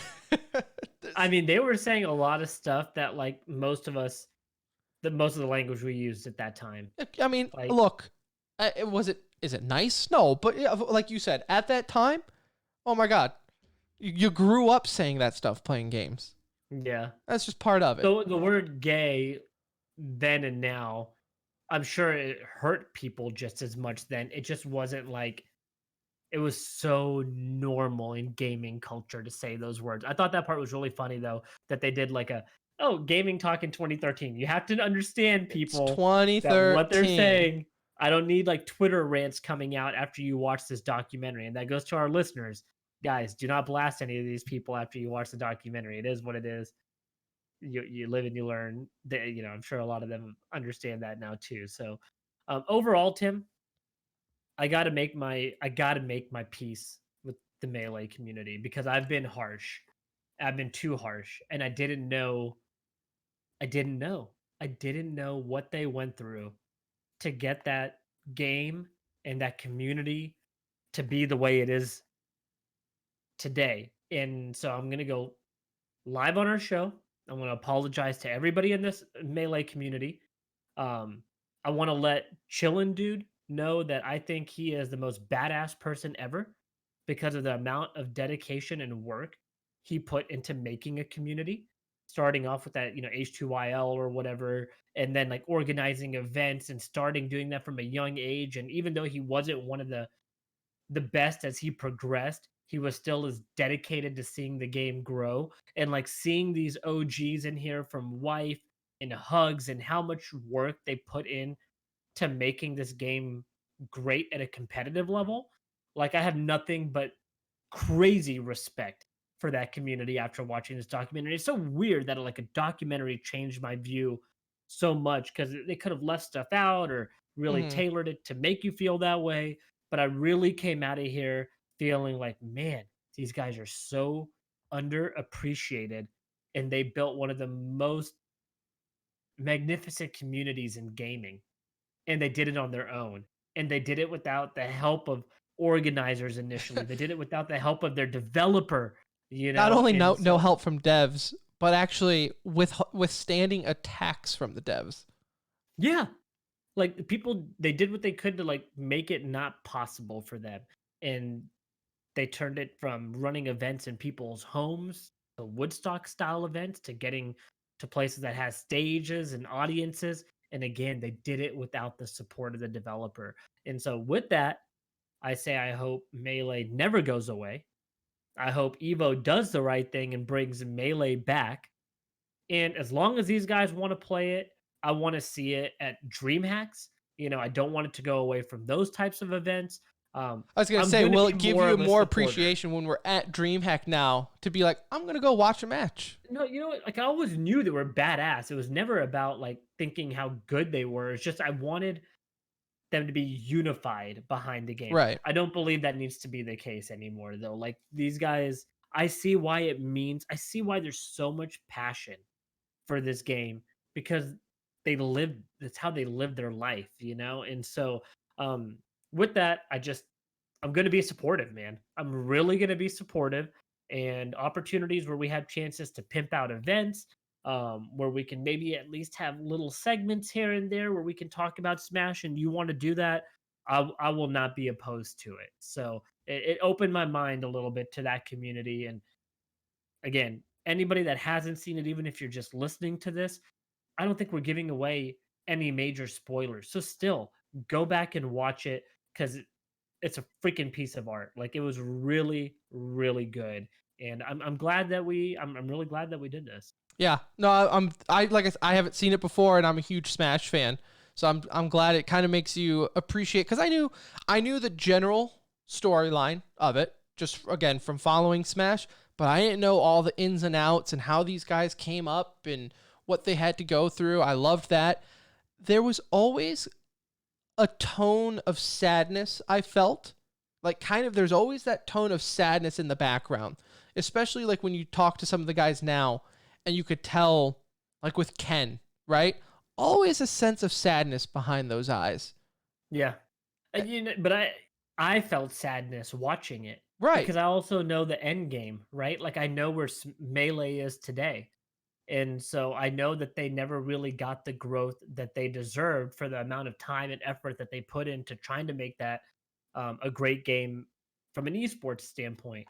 And so I felt sad watching it because I know this where the story goes, and I know that Smash never really got the respect that it deserves. Within again mainly directed towards Nintendo. Like I'm so mad at Nintendo after watching this, Yeah. honestly. But yeah, like these guys really put their heart and soul into it. We won't see something like this again in esports. Like it's just impossible, unfortunately. Like it really is to have growth happen organically this way. There may be Kinda- games that do it organically, but not this way. I mean, yeah, just not on this scale. It was just insane how naturally it all happened. Naturally in the sense of like there wasn't corporations involved, right? Well, and child predators have ruined that also. My kid's not going to anybody's house. No. To go stay for a couple Definitely of nights. not. To go do a gaming especially tournament. cross country. I'm not letting my kid go down the street. You want to talk cross country? No, there's online gaming for that, son. Okay, you will play online games. All right, or I will go to you with this tournament. Like I will be. But see, that's our kids are screwed because we also play games. So it'd be like, all right, how much the entry fee, son? I'm coming with I'll you. knock your ass out first round. I'll send you to the lower brackets. I don't give a shit. Like they can go, but I'm going to. Yes. Yeah. So if I can find a GameCube and a CRTV, I say we just have a little Smash night, just a retro night. Pretty sure Ronnie has all of it. All right. Well, I think that'd be fun, just for old time's sake. Get together and play a good old fashioned. I know Branderson also has a GameCube with the CRTV. Look, it makes me even want to play like Smash right now. Like, what do we have? I don't even know. Ultimate, or whatever it is, right? Yeah. So I'm gonna have to get my Switch back from my sister here in the next week or two. Yep. And load that back up. But yeah, overall, really just a fabulous documentary, guys. 100% worth the watch. So many favorite parts to it. Like I really enjoyed it as a whole. And again, well put together. It didn't feel cheap to me. Like they did it right and represented their community very well. Yep. I loved it as well. I give it a 9.4 out of 10. It was really great. Really great. All right, let's get into some e-news real quick here. We got a little bit to get to. CSGO, a lot happening in the road to Rio. First, Fnatic has finally hit back to the #1 ranked in the world. It's been a crazy long time. I forgot to write down the number, but it's been a long ass time. It's been years. know? Years, Yeah, right? no, I think it's like 3 or 4 years. Like 2018, I want to say is what I saw, but don't quote me. I don't know. But what would a #1 ranked team world do, you ask? They would lose to Dignitas. That is the Swedish derby, Tim. Okay, so both teams had a lot on the line there. I got to tell you, if you haven't watched that match, guys, go back to YouTube. Watch Dignitas versus Fnatic. It's in the road to Rio. Watch that best of 3. It is an amazing game. 2 of the games went into overtime. The third game was a 16, or one of the matches was 16-14 or something. Again, whatever it was very close. But it was great. It was really, really fun CS. But yeah, Fnatic goes to #1 in the world, and then they go out there and lose to Dignitas. They did pull it back and beat Heterix today, who was undefeated in road to Rio. Almost. So that was good. Almost lost, though. They had to pull it. The fact that you had to pull it back against the Heretics But they did. is all you need to know. Typical Fnatic style. We mentioned Orglis. They disbanded. Of course, that is forfeiting their road to Rio spot. Another crazy upset today. Envy 2-0'd Liquid. 16-7 on both Nuke and Dust 2. That's incredible to me. That Unbelievable. That should not happen. You know, it just should not happen. So, great for Envy. I mean, it was dominant, a very dominant performance. That's got to be a confidence booster. You kind of hope that they can carry that on because this team needs to find a way to improve, and matches like this can give you more confidence than you can imagine. So J-Funk, hopefully they continue to go. Our listener J-Funk brought it up in Discord asking, like, this happens a lot to Liquid, like just getting upset. And, is that an issue with Counter-Strike that top teams can just be upset like this? I think it's one of the beautiful things in Counter-Strike. Also, a lot of factors, though. I mean, online, anything can happen online. I think that's always been the rule in Counter-Strike is anything can happen online. So this, again, I would never, in 1,000 times, I would never put money on NV2 owing Liquid. But, again, anything's possible. It's a beautiful thing. Tomorrow, Liquid could beat them 100-0. So that's just one of the things. I already mentioned the Dignitas beating Fnatic. Mouse and Complexity get both of their first win. Mouse, a desperately needed win. Yeah, both of them desperately needed. So they're both at least they're in the winners bracket. So good for them. Oscar leaves Sprout. Tim, that's another possible ValoRANT pro if you ask me. Because Oscar's bounced around for quite some time. He's been around. He is an older player now in the scene, but hey, that one makes sense to me too. I don't know if it's going to happen or not. And then Hunden, recently released from Mad Lions, right? All of that news happened, and it was unfortunate for him. He is now retiring as a player and moving to Heroic into their coaching role. Good for him. And yeah, for sure. And speaking of coaching, Kassad, Tim, out as 100 Thieves coach, which good for him, maybe. Good for him. Good for the Look, org. They didn't have the right philosophy. They were not in line with philosophical differences, is how they put it. Look, this might be a great thing. Isn't it Kassad always if he when a can coach get on to leaves? another top team? With him and Chet both still out there, there's two amazing coaches on the market right now, and I think this could be a win for Kassad ultimately because I don't have faith in the 100 Thieves roster at the end of the day. No, not at all. ESL and DreamHack sign exclusive streaming rights with, not Facebook this time, with Twitch for a 3-year deal. So that goes, I believe, through 2022. And they'll get extra publicity because they'll also have the fake live streams on for them as well. So 24/7 VODs. Yeah. It's easy peasy there. Look, I don't really care at the end of the day. I'm a 1% person who prefers YouTube over Twitch, other than the fact that YouTube makes it impossible to find the stream and gives literally zero support for their live stream esport events. But the actual video player I prefer. So kind of sucks for me. That's really it. Yeah, I can't pause. I can't rewind. I can't just easily go on my YouTube app on my smart TV and do it. So,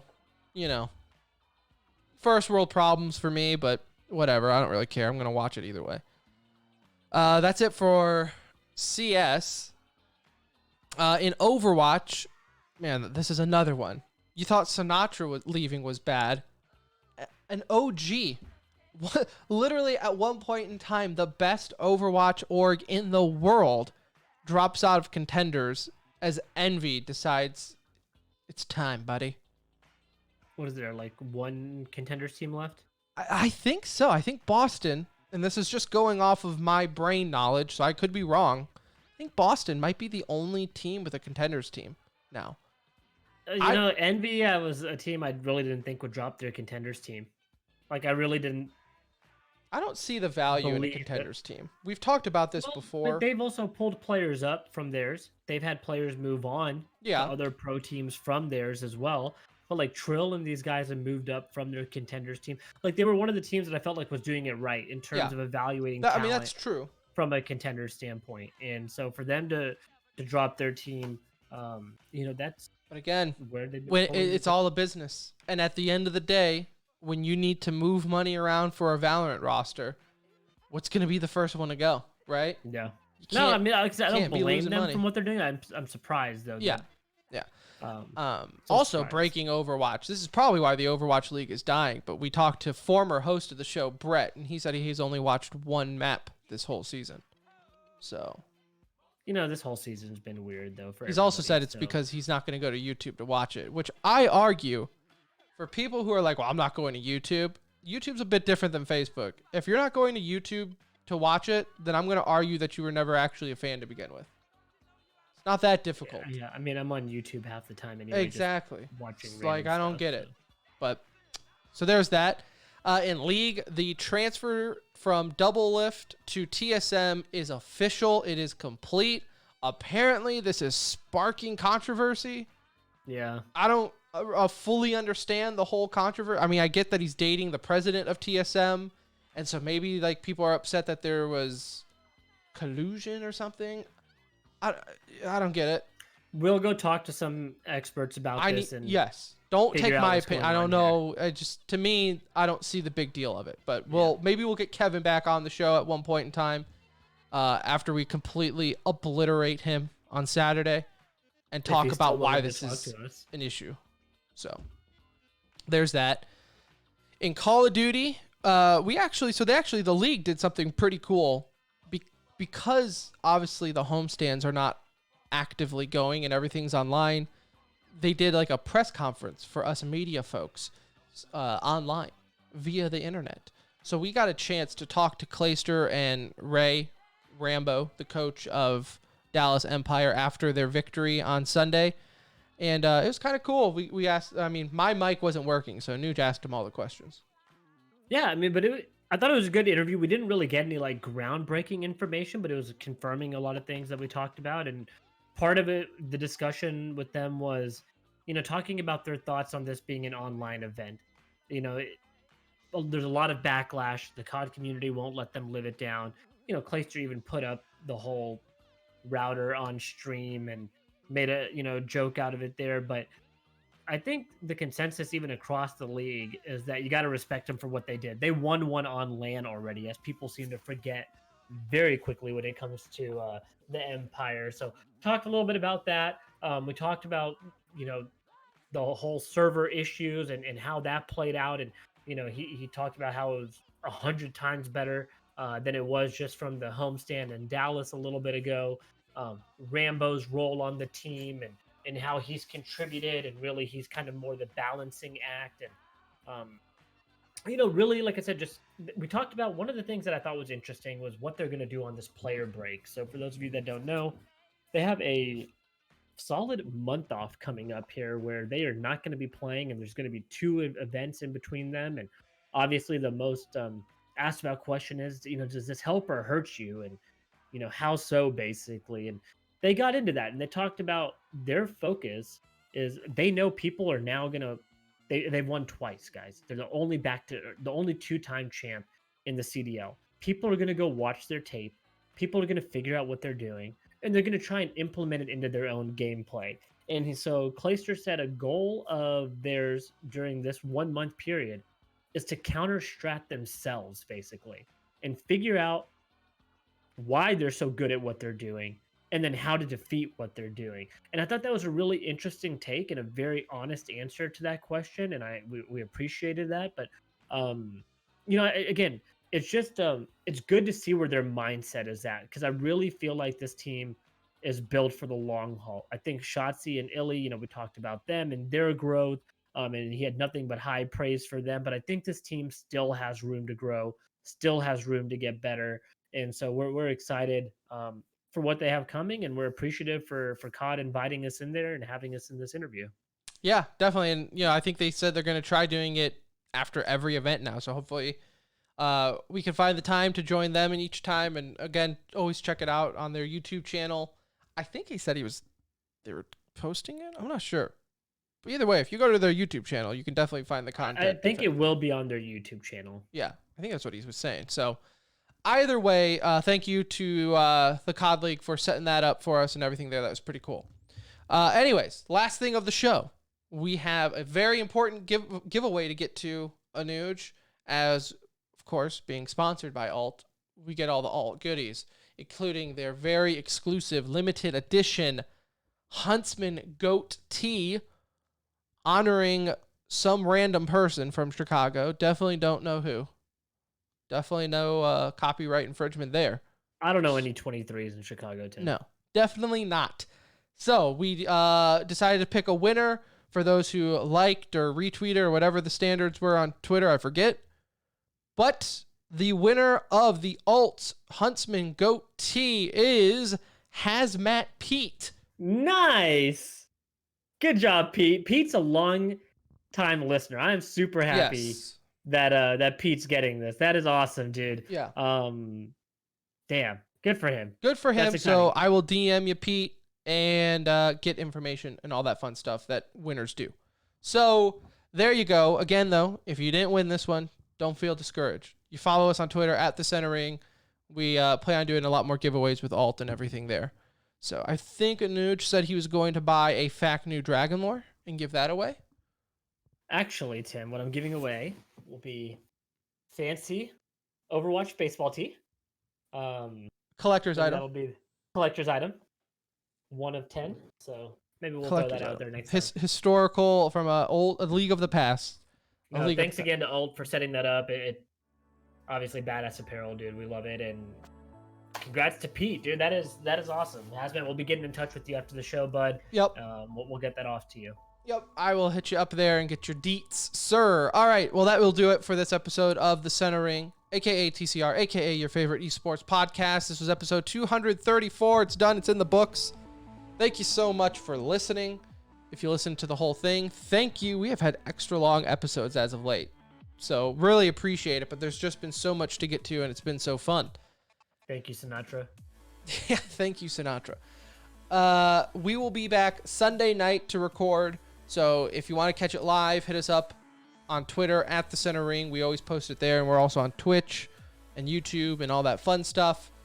Our website, tcr.gg, has got all our links. If you haven't, the Smash Brothers documentary, parts 1 through 9, they are on YouTube. They are completely free. It is the best documentary you will watch for the money. Episode 4, just look for the French version. It is in English and French subtitles, but that's what you got to do for episode 4.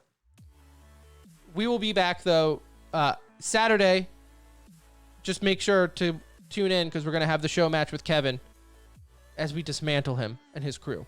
So that will be Saturday, 8 p.m. Central. I'm Tim for Anuj. We'll see ya.